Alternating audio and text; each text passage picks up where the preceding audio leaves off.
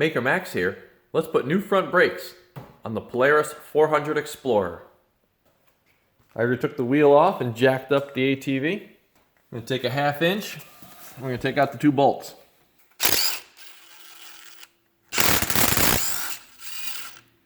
It's going to allow you to pull this part off.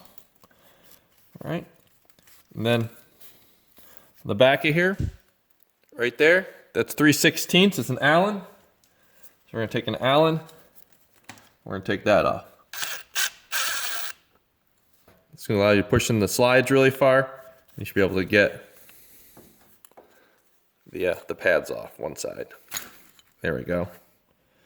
As you can see, there is not a lot of material left on that one. That's the outside.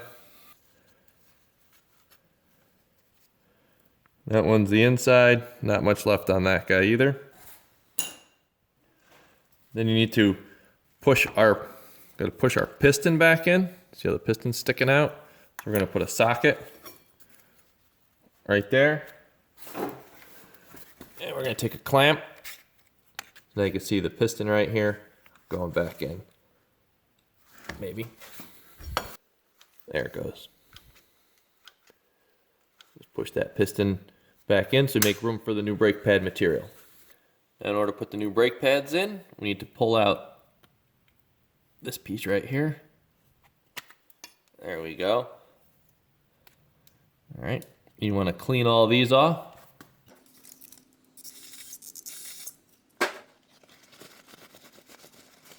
Then you want to apply some brake grease on here. I wouldn't recommend using anti-seize. I used that before, it just gets all gooey. And I don't know if you can use regular grease, but I wouldn't. You can buy this at the hardware store or auto parts store for like $4. And then push it back together all the way in, as far as it'll go. All right, these are the brake pads that I bought. They're Sinistered metallic and ceramic brake pads. Got them on eBay. I don't know, they were like 30 bucks for the fronts and the rears. Now we can start putting our brake pads on. Inside, outside, doesn't matter as they're identical.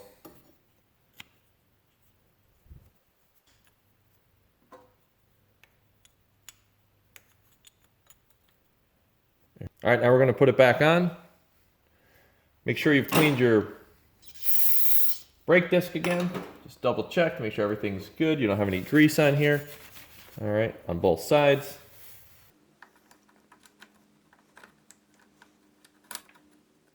I took both of my bolts and I put never seize on them, so next time you take them off, they'll come off really nice. These are down in the mud and the grime of riding your ATV.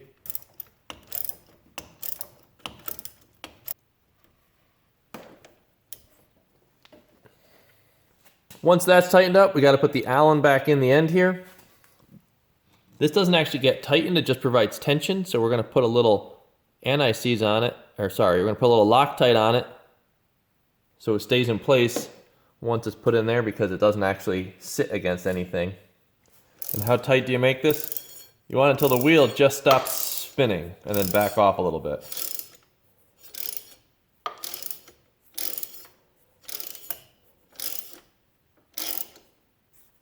So right there, the wheel doesn't spin because that's pulling this caliper against the brake.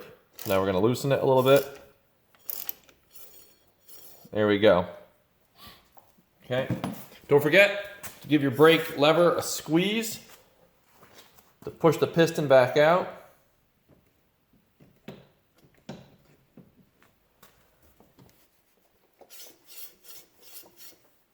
Okay.